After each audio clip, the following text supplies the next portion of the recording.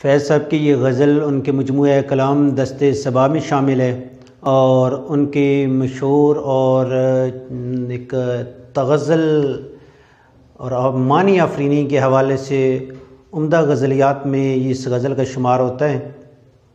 اگرچہ فیض کی ساری شاعری ایک عمدہ ہے لیکن بعض بہت ہی اعلیٰ جس طرح کی ایک روایت ایک چیز ہے ہوتی ہے۔ خیر اس غزل تک یا اس مجموعہ کلام تک پہنچتے پہنچتے فیض کا فن زیادہ پختہ ہو چکا ہے۔ تمہاری یاد کے جب زخم بھرنے لگتے ہیں کسی بہانے تمہیں یاد کرنے لگتے ہیں۔ یاد کے اندر ایک درد ہے اور جب کبھی شاعر کو وصال میسر نہیں ہوا، فراق کے جو غم ہیں وہ غم شاعر کو مزید درد میں اضافہ کرتے ہیں۔ انسان جب کسی سے محبت کرتا ہے، پیار کرتا ہے، عشق کرتا ہے تو اس کی طرف سے پہلے جو غم ملتے ہیں، دکھ ملتے ہیں، دل کو اذیت ملتی ہے، اس میں انسان کو بے چینی ہوتی ہے، لیکن وقت کے ساتھ ساتھ اس درد میں ایسی ایک لذت ہوتی ہے جو صرف عشق کرنے والے یا محبت کرنے والے ہی جان سکتے ہیں۔ اور جب کبھی وہ عشق کے زخم، اس یاد کے زخم شاعر کہتا ہے بھرنے لگتے ہیں تو میں پھر کوئی نہ کوئی بہانہ تراش کے تمہیں یاد کرتا رہتا ہوں تاکہ تمہاری یاد سے تمہارے اس ساتھ تعلقات اور واسطے کی اور اس زندگی کی دوبارہ یاد تازے ہونے سے کیا ہوتا ہے، غم تازے ہوتے ہیں۔ تو کہتا ہے کسی بہانے تمہیں یاد کرنے لگتے ہیں، ایک یہ۔ دوسری یہ چیز کہ شاعر کو اس بات پہ ناز ہے کہ وہ ایک انقلابی ہے اور انقلاب کی پاداش میں، انقلاب کے لیے آواز اٹھانے کے جرم میں اسے جب پابند سلاسل کیا گیا تو شاعر کے لیے یہ مقام اس کی عزت کا اور شہرت کا باعث تھا۔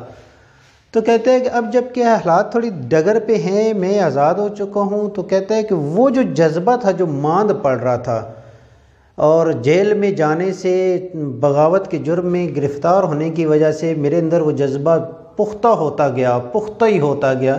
تو کہتا ہے کہ اب جب میں آسانیوں کی طرف راغب ہوں اور اس سے یہاں پہ کھلی فضا میں نکل آیا ہوں، آزاد ہو گیا ہوں، تو اس یاد کے، اس عشق کے زخم جو ہے جب بھرنے لگتے ہیں تو میں دوبارہ یاد کرتا ہوں تاکہ میرے اندر وہ جذبہ اسی طرح برقرار رہے۔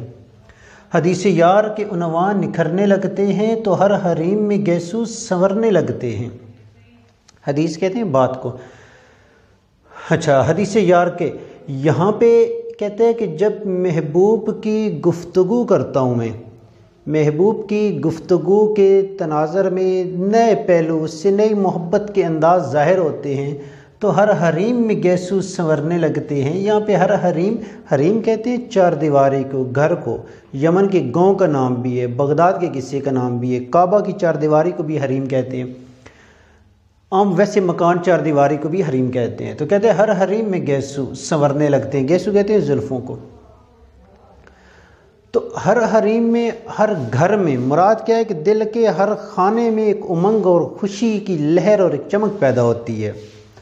دوسرا یہاں پہ ہے حدیث یار سے مراد ہے کہ انقلابی سوچ رکھنے والے جو دوست احباب ہیں، یہ دوسرا مفہوم ساتھ میں بیان کر رہا ہوں شعر کا۔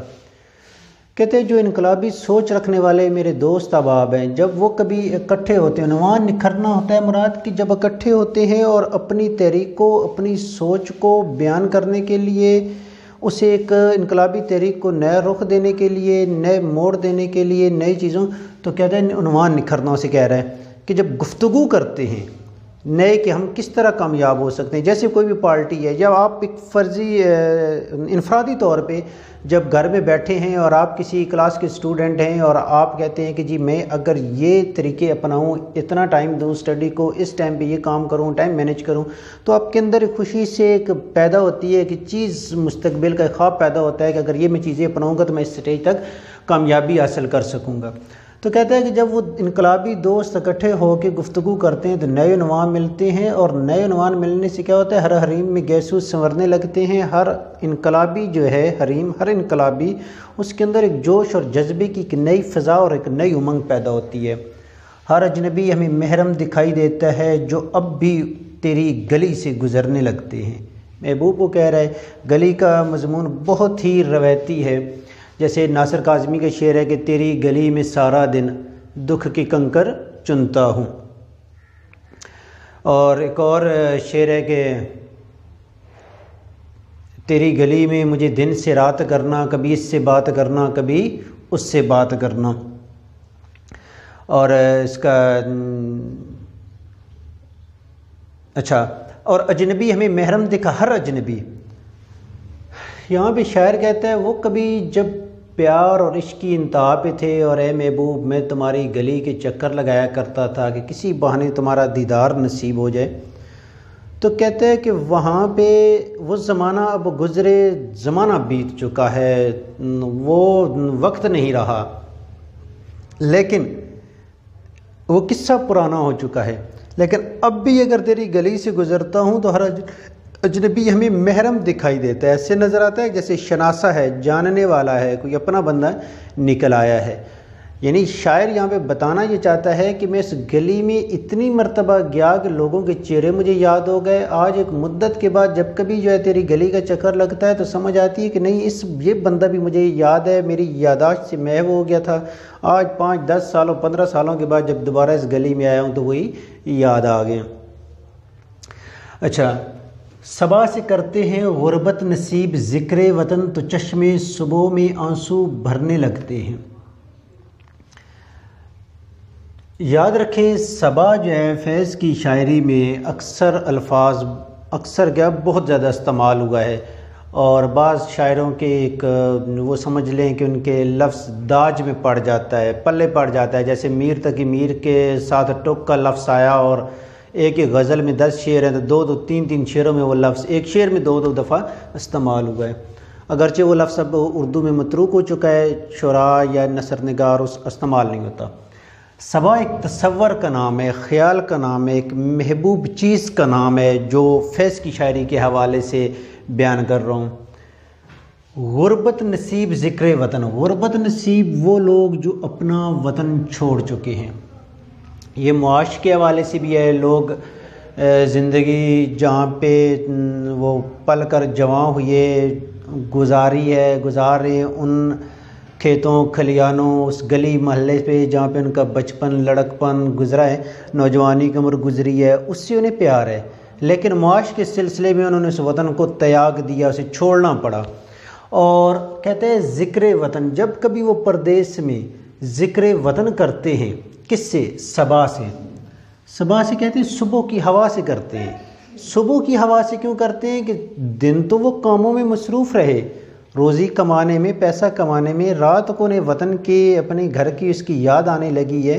تو جب یاد آتی ہے تو رات ان کا دل آبدیدہ ہے، آنکھوں سے آنسو جو ہے جاری ہیں، تو چشمے صبح میں آنسو بھرنے لگتے ہیں. اور جب صبح ہوتی ہے تو جو صبا آ کے انہیں وطن کا پیغام دیتی ہے، کیونکہ صبا تو آزاد ہے، ہوا آزاد ہے، کہیں بھی آ جا سکتی ہے، انہیں پیغام دیتی ہے وطن کا. تو اس سے وطن جب ہوا آتی ہے تو وہ سمجھتے ہیں کہ مثلا کہ مشرق کی سمت جو ہے وہ گھر ہے، اس کا وطن ہے غربت نصیب کا. تو اس طرف سے جب ہوا آنے لگتی ہے تو وہ سمجھتا ہے کہ یہ سندیسے ہیں میرے وطن کی طرف سے، مجھے پیغام آ رہا ہے. تو اس کے جو ہے وہ آنکھیں یا اس صبا کے مزید آنسوں میں بھر جاتی ہیں. ایک تو یہ. دوسرا یہ ہے کہ فیض صاحب چونکہ جیلوں میں رہے، منٹگبری جیل تھی، حیدرآباد میں رہے، لاہور میں رہے، کراچی، تو کہتے ہیں کہ جب جیلوں میں موجود رہ کر صبا سے کرتے ہیں غربت نصیب ذکر وطن، جیل میں ہیں، وطن باہر اپنے ہی وطن میں رہ کر وہ کیا ہو چکے ہیں؟ پابند سلاسل ہیں، قید ہو گئے ہیں. تو کہتے ہیں کہ جب میں اس ہوا سے اپنے وطن کا پوچھتا ہوں اور ہوا ادھر سے آتی ہے تو میرا دل جو ہے وہ خون کے آنسو روتا ہے، آنکھوں سے آنسو جو ہے وہ جاری ہو جاتے ہیں، کیونکہ میں اپنے وطن نہیں جا سکتا، میں یہاں پہ قید تنہائی میں ہوں. آخری دونوں اشعار کا ایک ہی مفہوم ہے بھئی. وہ جب بھی کرتے ہیں، وہ سے مراد اشارہ ہے حاکم وقت کی طرف، جنہوں نے نطق و لب کی بخیہ گری، بولنے پہ ہونٹوں کو جو ہے بخیہ گری، اسے ٹانک دیا ہے، اسے سل دیا ہے، اسے بند کر دیا ہے، بولنے پہ پابندی لگا دی ہے. تو کہتے ہیں فضا میں اور بھی نغمے بکھرنے لگتے ہیں. کہتے ہیں کہ وہ سمجھتے ہیں کہ ہماری زباں بندی سے جیسے یہ سفر رک جائے گا، کہتا ہے وہ ادھر زبان بندی کرتے ہیں، نئے قوانین پاس کرتے ہیں، نئے نئے حربے ہمیں استعمال کرتے ہیں، تو کہتا ہے کہ دل میں فضا میں اور بھی نغمے بکھرنے لگتے ہیں، بلکہ ہمارا جذبہ جو ہے وہ اور بھی بلند ہوتا ہے۔ اب فیض کے شاعری کا اس نے دیکھیں، نطق و لب کی بخیہ گری، آواز جو ہے وہ ہوا کے دوش پہ سفر کرتی ہے، فضا میں بلند ہوتی ہے، زبان بند ہو گئی، آواز بند ہو گئی، لیکن شاعر اس کی صنعت تضاد استعمال کرتا ہے، کہتا ہے اس کے الٹ ہوتا ہے، فضا میں جو ہے نغمے اور بکھرنے لگتے ہیں۔ مراد کیا ہے کہ جتنی ادھر زبان کو اس کو بند کرتے ہیں، تالے لگاتے ہیں، اتنا ہی انقلابی جذبہ ابھر کے سامنے آتا ہے۔ در قفس پہ اندھیرے کی مہر لگتی ہے۔ اب دو مفہوم، وہی مفہوم اس میں رپیٹ بھی ہے کہ جب جیل میں در دروازے کو قفس، پنجرہ، قید، کہتے ہیں کہ جب قید پہ اندھیرے کی مہر لگتی ہے یعنی شام آ جاتی ہے، تو فیض دل میں ستارے اترنے لگتے ہیں، نئی امنگیں اور نئی جذبے پیدا ہونے لگتے ہیں، کیونکہ ناصر کاظمی کے بقول جو ہے رات تخلیق کی علامت ہے، رات تخلیق کی علامت ہے، تو اس وجہ سے کہتے ہیں کہ ادھر اندھیرا چھایا، ادھر میں تنہائی میں موجزن ہوا، تو مجھے اپنا محاسبہ کرنے کا وقت مل گیا، مہلت مل گئی، تو میں ایک نئے جذبے اور ایک نئی تخلیق، ایک نئی امنگ سے رات گزارتا ہوں، میرے دل میں نئے جذبے آتے ہیں۔ تو اگر آپ دیکھیں جتنے بھی بڑے انمٹ نقوش جنہوں چھوڑے انسانیت کے دھاروں کو بدلنے والے، وہ واقعات رات کو ہی ہے۔ اگر بحیثیت مسلمان آپ دیکھیں تو لیلۃ القدر، ٹھیک ہے، شب معراج رات کو ہی نصیب ہوئی ہے، موسیٰ علیہ السلام کو رات کو پیغمبری ملی، ٹھیک ہو گیا، تو ہجرت جو ہے رات کی تاریکی میں ہو رہی ہے، جتنے بھی اہم کام رات اس وجہ سے تخلیقی علامت۔ دوسری شاعر یہاں پہ کہتا ہے در قفس پہ، اب در قفس سے مراد ہے کہ میری زندگی پہ جب اندھیرے کی مور، ظلم کی مور لگتی ہے، بولنے پہ کی بخیہ گری کر دی جاتی ہے، تو کہتا ہے کہ میں اتنے ہی جذبے سے جو ہے امڑتا ہوں اور بات کرتا ہوں کہ ہاں زندگی جو ہے وہ میری ناکام نہیں جا رہی۔